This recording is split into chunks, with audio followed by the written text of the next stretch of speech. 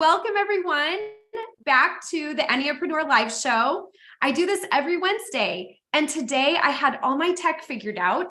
Today I have my friend Stephanie Peters with me. I'm really excited for us to interview her and let her share a little bit of her story with you, and also around a topic that is deeply important, and that is our relationship with our finances. So I know in this audience here, I have it. You are most likely a woman entrepreneur if you're watching this, building some sort of an online business.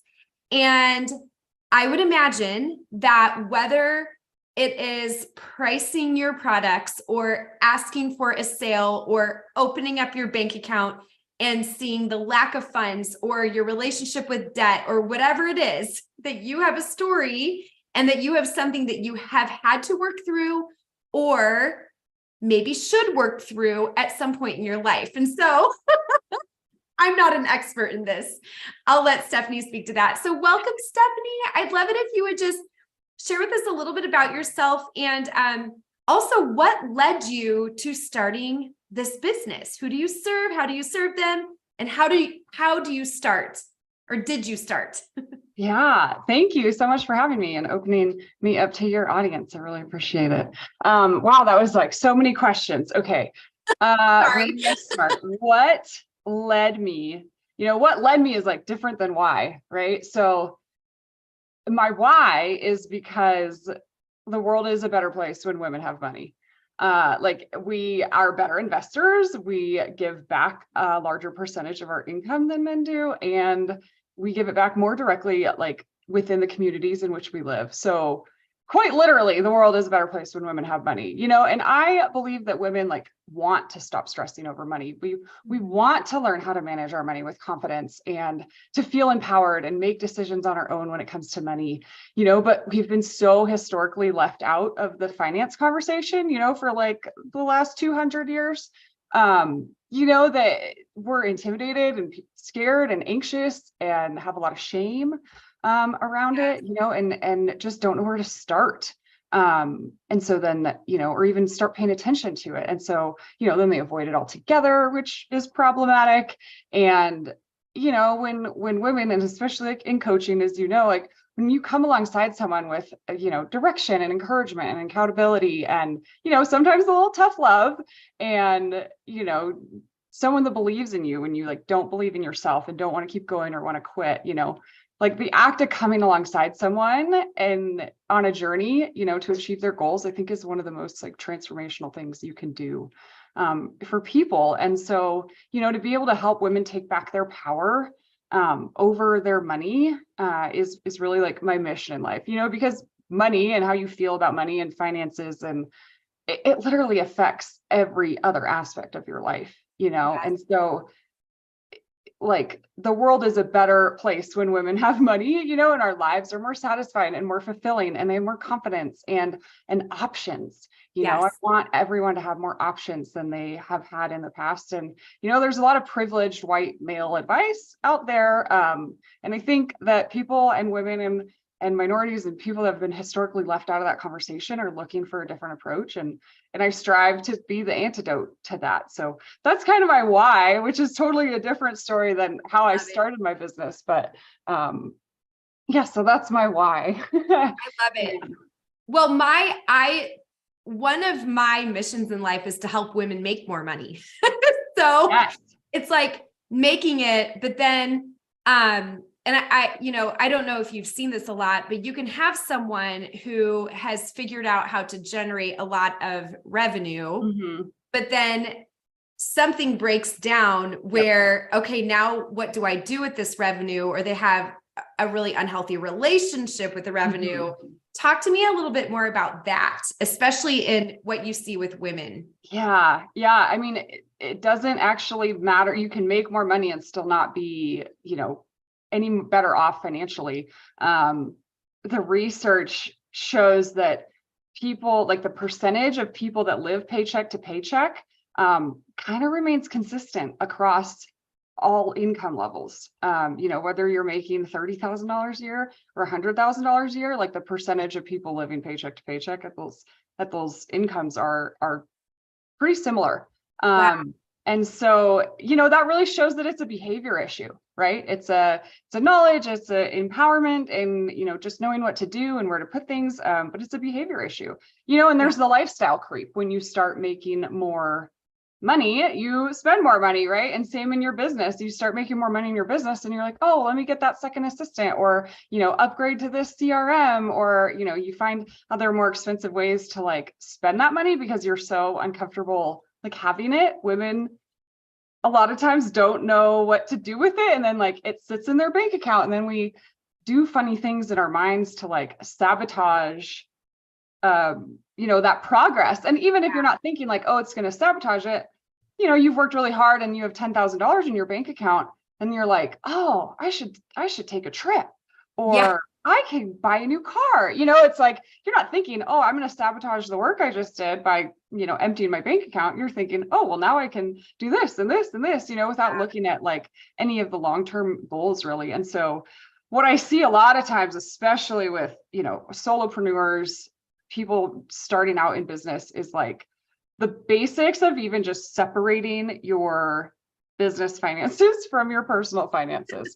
I have a whole soapbox on like why you should do that, right? When it comes to like auditing and the IRS determining whether your business is a business or a hobby. Like it's really hard to convince them that it's a business if it's all coming out of your personal bank account. And the paper trail, if you get audited, is just like a disaster. So I love helping women figure out how to do that, because it's similar once you understand the concepts of like separating your spending from like your bills and whatnot, and giving yourself parameters around that stuff, and saving in like buckets for certain goals. That works the same in your business.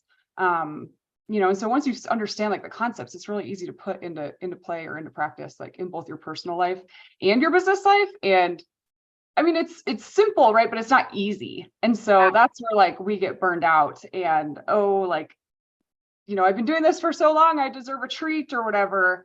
And then, 10 treats later, you haven't saved anything.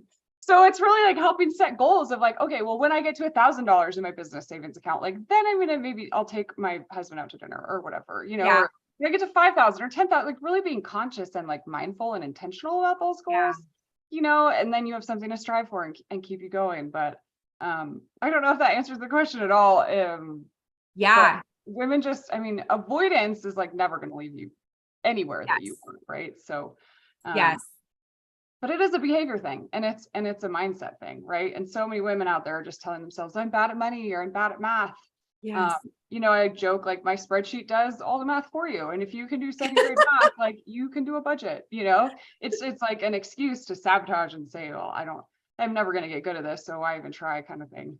Yeah, that's so good. It's so interesting. My husband and I, up until the end of last year, we were making more money than we ever had in our entire marriage, for multiple reasons. He had gotten some raises and I had started a couple of businesses, and he had also started a coaching business, and we were generating revenue from the get-go, which was great. And I don't think we realized the shift that was going to happen when he stepped away from his full-time job. And so we were kind of spending a little bit mindlessly. And so anyway, now that we're both full-time entrepreneurs, we've had to sit down and basically write down what are our base expenses to live. Like, how do we keep the lights on, keep the children fed, keep us in our house, and I was shocked out of my mind at how little we actually need to live. And, we are not going out to eat these days. We are not taking vacations. We are not doing anything extra because we're focused on building our businesses. But I'm like, what did we spend that money on last year? Yeah. So many people have no awareness about it, right? And sometimes it is an overspending problem, and sometimes it's like just a lack of awareness problem. You literally have no idea what's coming out, and what's going in. And a lot of people I work with have no idea if they're spending more than they make every month. And it's bringing the awareness to that, right? But then also like that's figuring out what you need to live on. That is the baseline for then figuring out your business finances, because once you have the baseline for what you need to live on, that's your benchmark for what you have to pay yourself, right? So then you go to the business and say, well, I'm not obviously paying myself 100% of what the business is bringing in. No. So, right? What are my business expenses? So then what do I actually need to make in order to pay myself this baseline over here? And if I want to pay myself more, then what revenue do I have to generate? So you kind of like reverse engineer what you have to make in your business to pay yourself what you need to live on. And absolutely. so it's hard to do if you've never thought about it that way before or sat down and looked at those numbers before. And most women are really intimidated by that, especially if like I work with a lot of divorcees and people that have been widowed and, because those are the kind of life events that happen for a woman that kind of light the fire and are like, oh, I need to learn how to do this on my own and I need to get my act together. And it can be really intimidating, especially if you are coming out of a, emotionally abusive relationship or, in 99% of domestic violence, like relationships, there's a form of financial abuse involved.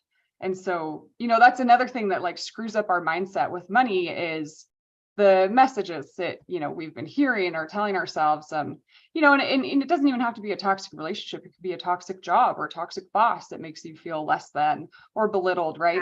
That really screws up our emotions when it comes to like feeling like money is a manipulation tool, to keep us under someone's thumb versus like something that we can empower ourselves with to have more options in our life. Absolutely. Yeah, I have seen that so much. Our background's in ministry, and we have seen that form of financial abuse in multiple different ways. Mm-hmm. Okay, so if there's a woman, since my network is mostly women entrepreneurs, say she's starting out in her business, and she is, maybe has a full-time job, or maybe she has a partner who is bringing in most of their full-time income.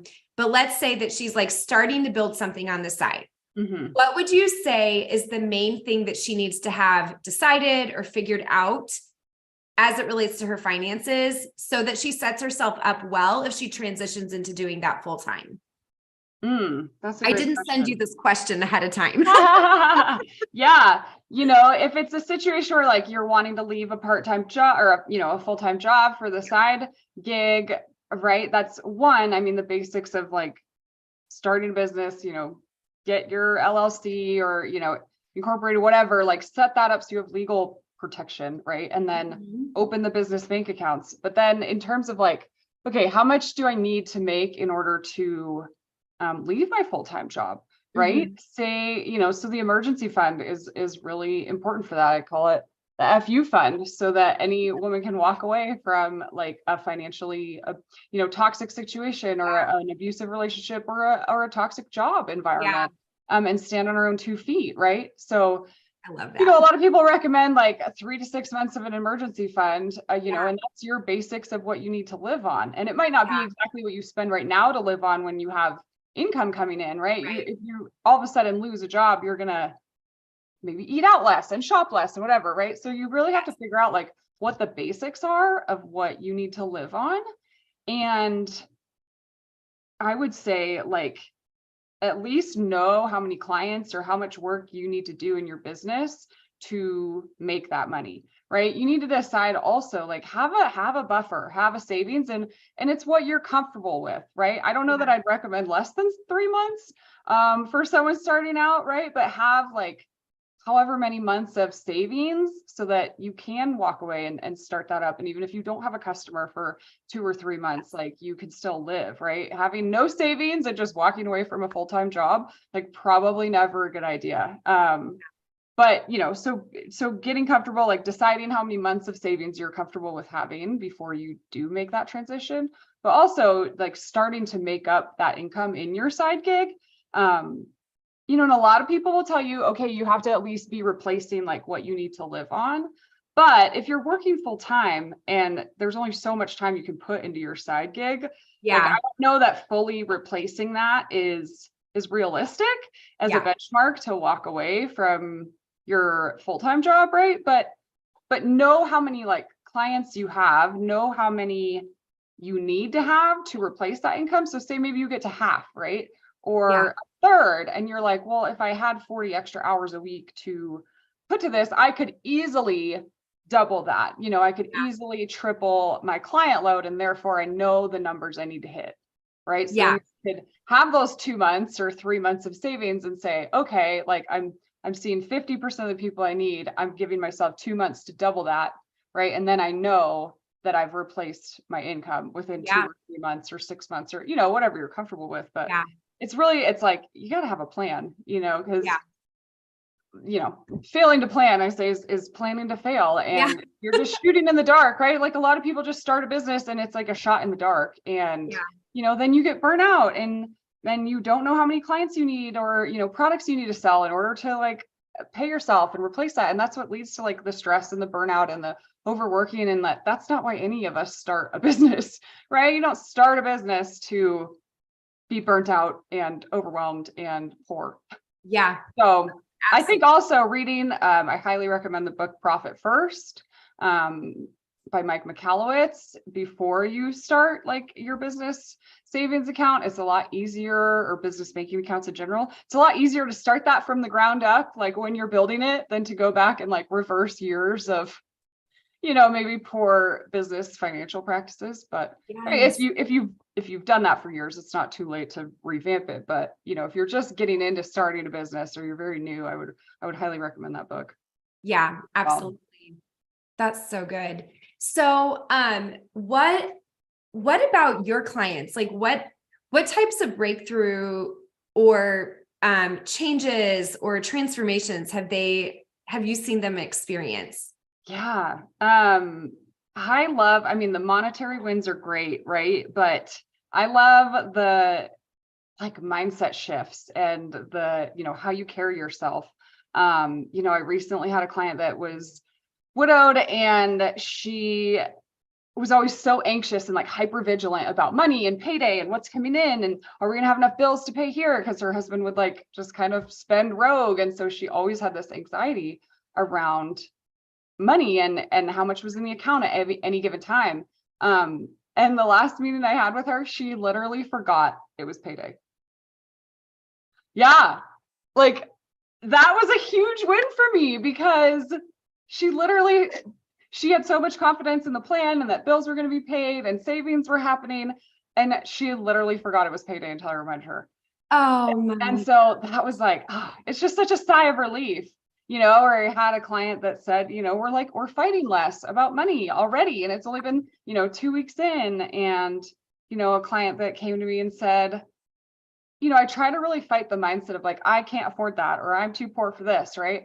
And when you are able to design a plan in light of like your values and your goals, a lot of people realize like, okay, I don't need a new shirt for this dinner party or whatever, and so she texted me that she was like, you know what? I decided to go shopping in my own closet, and I had so much fun, like going through things I hadn't seen in a while and digging old things out. And I totally came up with an outfit that was cute. And I just changed my mind and said, I'm choosing not to go out and buy a new outfit for this dinner. And I am going to go shopping in my closet. And it brought so much more joy to like getting ready for that dinner, instead of being like, I don't like anything I have and I can't afford to go buy something new, right? She's like, I'm choosing not to spend my money on a new outfit right now, because I'm trying to build my business and I want to be able to pay myself more. And that's way more important, than the temporary dopamine hit of wearing a new shirt to dinner with your friends.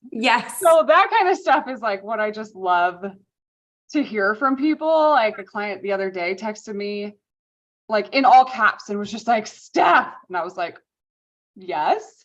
And then sent me a screenshot, and she had hit $1,000 in her savings account. And she was like, this literally has never happened before. And I'm like, you should celebrate. She was like, yeah, I'm going to celebrate and go get a tattoo. And I'm like,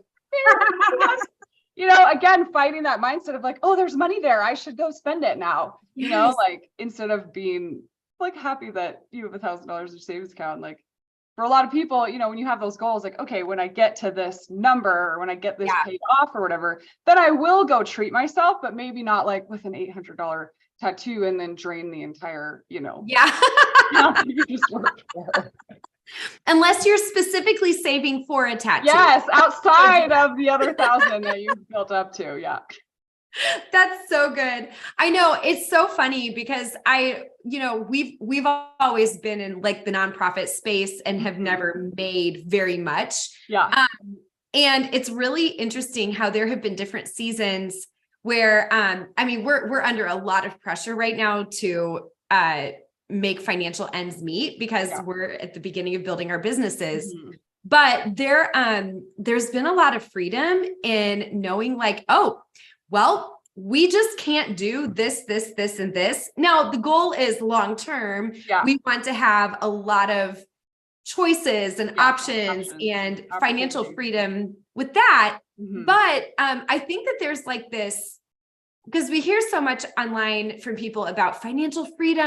And once you hit the 6-figure mark, and once it's like, you are not necessarily free based on the amount of money that's coming into your bank account. No. Because actually, right now, our life is very simple and it's been refreshing. Yeah.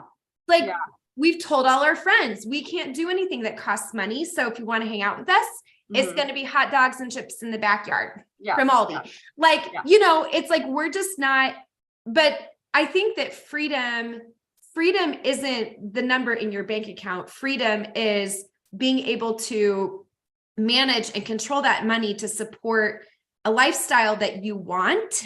Yeah. In a healthy way. Yeah. And I would challenge you though, to not say we can't do anything that costs money.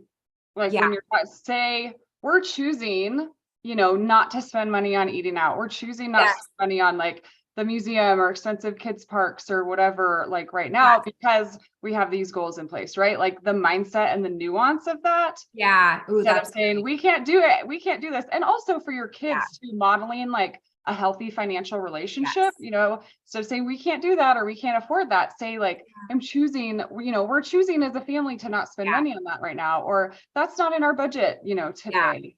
And we're choosing to not do this so that we can do this later. Right. I'm choosing to not go to this random thing so that, we can have a nice birthday dinner at home, with the family for you later. Right. Like that it's a choice and it's mindful and intentional instead of your kids hearing the message, oh, we can't afford that. We can't afford to do that. Right. And for you too. I mean, the nuances are important. Right. And no one ever like, I joke that like no one ever shamed themselves into a mindset change. Like, and no one like ever shamed themselves into behavioral change. You don't have to like paying off debt doesn't have to be miserable the entire right? Yeah. You can still enjoy money and go out to eat while you're in debt. Yes. I said it. Like you can go inside a restaurant and if you don't work there while you're having debt, it's not going to end. But it's being mindful about it. And again, like if you are such on a tight budget that no one has fun ever and there's no wiggle room for anything, like you're going to fizzle out and burn out and then probably like go off the other end of the spectrum and like go on a spending binge, right? So there has to be a budget for fun and for kids' birthday parties and for getting your nails done or just like going on a date night, right? Because otherwise it's just not sustainable, and you're not going to like shame yourself into, oh, we can't do this, like that doesn't make you feel good. It doesn't make you want to continue to spend in line with, with those actions or not spend, right? It just makes you bitter and resentful. And that's not going to be sustainable, like change in your financial life, so, it's just, I say like, stop. And for people to stop telling themselves they're bad at money or bad at math, like that's on the same plane to me as like, we can't afford this and I can't do this and I'm too poor and I'll never have enough, right? Stop telling yourself that because you continue to tell yourself I'm bad at math or I'll never be good with money. Like you don't have to go from super negative to like sunshine and rainbows, right? But maybe what's a little more neutral, like instead of that negative emotion or negative like self-talk, something like I am capable of learning what I need to know to take care of my money. I am capable of making smart decisions now in light of my bigger goals later, right? I'm not skilled at this yet, but but I'm learning, and those nuances and how you talk about it to yourself and how you talk about it to others and your friends and your kids, like have a huge impact on your attitude, and feelings about money over time. Yeah, that's so good. relationship with it.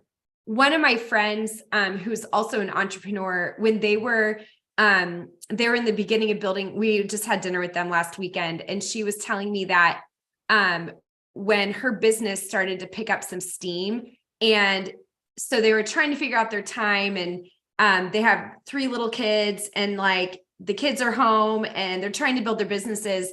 They kind of made a pact as a family where every one of her paychecks, they would take 10% of her paycheck and set it aside for a family vacation. Yeah. It would take in 6 months. And everybody had a job. It's like, everyone contributed to the family business, whether that was you need to go quietly put your clothes away while mommy has a Zoom meeting, or you need, and I was like, I love that. So the whole family that's was amazing. on board to help mom grow her business. And the reward everyone benefited from, and they got to take a cool vacation 6 months later. Yeah. Like that's motivating for me. And I know we haven't talked about the Enneagram. We don't have to, but like even with personality types, there's different motivations and different disciplines and habits that have to be focused in on for Enneagram 7s. Having a fun reward at the end of having to do like become more disciplined in an area where we haven't been as disciplined before is really highly motivating. Yeah. I'm totally motivated by a trip in 6 months. Yeah. You bet I'm going to stay focused. Well, and it's so fun to like see your family engaged in that too, right? Like she's going to work hard because she sees like the kids doing their piece and like not interrupting her and being like, oh, mommy's business, we got to go on vacation. And like, then, it's like, the positive reinforcement cycle. Yes. Instead of the negative one, which is so important when making any major behavioral or habit change in your life.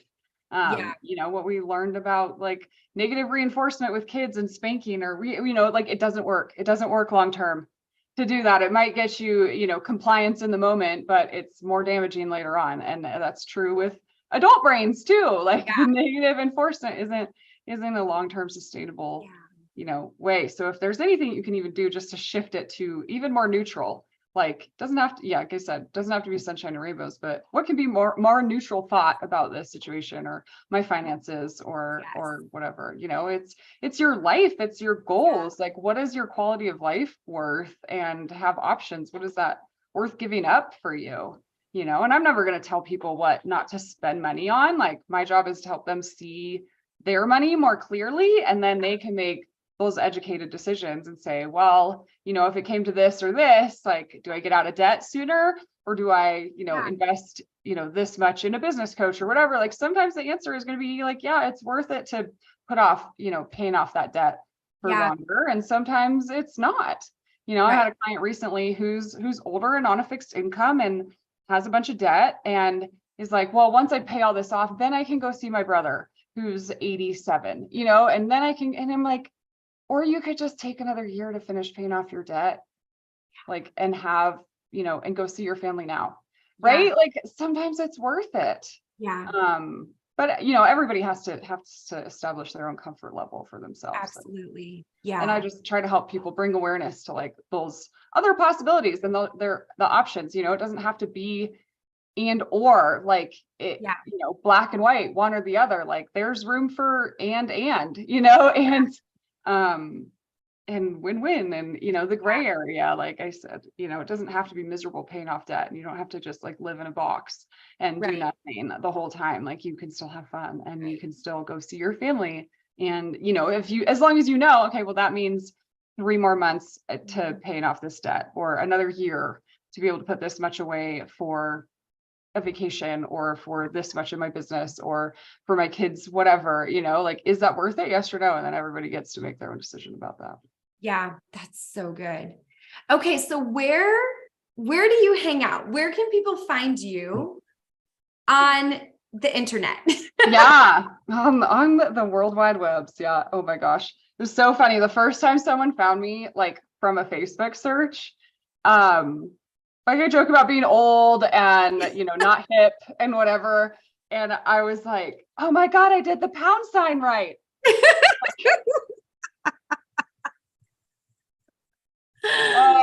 So I am like terrible at that stuff. We we were foster parents for a few years, and Yeah. I shut down everything. Oh yeah. You could not find me. You could not add me as a friend unless we had a mutual Yeah. friend. You could, mine was locked down, right? So we're not any longer, but that mental shift from I don't accept anybody, no one can look at my stuff, to a random people in my circles and my circles, like friending me and like, wanting that to show up everywhere and be public has been a really, like, it's been a challenge to shift that mindset from like, I'm locked down and privacy and no one can find me for the protection of ourselves and the kids in our home, right? Versus like, I'm a business owner now and people can find me. And so, I do have a LinkedIn, Facebook, and Instagram. All of them are Money Coach Steph.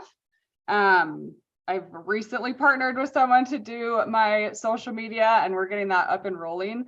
So it's not like a huge presence yet, but you can find me at Money Coach Steph. I post randomly, and inconsistently, but I think you can be a business owner and still be consistent or successful, even if you're inconsistent at it. So we're working on getting there more, but I am on LinkedIn, Facebook, and Instagram at Money Coach Steph. You can also go to moneycoachsteph.com and find my website, find a link to my Q&A call, and all the other things. So yes. So you offer like a free consult to absolutely. Yeah. Okay. I always start with a 15-minute Q&A call. My business is like hiking themed. I really love hiking. I hike every Saturday, even if I don't post about it. Call it Summit Saturdays. I have this whole thing on like why getting your money together is kind of like hiking a mountain. And sometimes you just don't want to do it. And sometimes people just pass you up. And sometimes you want to quit and like are exhausted and have all these like mind drama around, that. So that's kind of fun. But I have a hiking theme. So the Q&A call, I call it the trailhead call because, like that's the beginning of the journey. Like, are we going to do this trail? Are we going to do that trail? Just to get to know you more and like learn what your goals are and what your roadblocks are and what support you think you need to overcome those roadblocks. And if my services are a fit, and if they're not, like, do I know someone that I could refer you to? Sometimes people do need a financial planner, sometimes they need an estate planner, sometimes they need a therapist, sometimes they need a marriage therapist, sometimes they need a realtor or whatever, or a mortgage lending expert. So I'm never going to like leave you empty handed, even if I'm not a good fit. And then we start out with a base camp session, which is my like 2-hour one-on-one deep dive over Zoom. I send you a bunch of spreadsheets and a questionnaire ahead of time and get into some mindset stuff and your budget and whatnot. And, just go over your goals and your current expenses and whatnot in light of your goals and like how we can make some tweaks to get to your goals faster or whatnot. And so that's kind of where it starts. I don't try to sell anyone into like a 6-month program on a 15-minute phone call, right? Like that's why we start with, one session and see, is this a good fit for me? Is this a good fit for you? Am I the expert that you need, or is there someone else that can support you better right now based on where you're at? So that's where I start. So the trailhead call is the place to be. Yeah. That's great. Well, I'm going to put your website on, I'll link it to all the places I'm speaking this. Thanks. So you can have easy access. Well, thank you so much. Yeah. Thanks so much for having me. This was so fun to chat. Yeah. This is such an important conversation. And I think especially for women, and to have women expert voices speaking into this is also vitally important. So thank you so much for sharing yours. Yeah, thanks so much for having me. All right. Well, I'll be back next week with a new topic. Thanks for joining us. And I'll make sure to have all your information posted. And I really appreciated having you. Yeah, thanks so much. Me too. This was fun. All right. We'll see you guys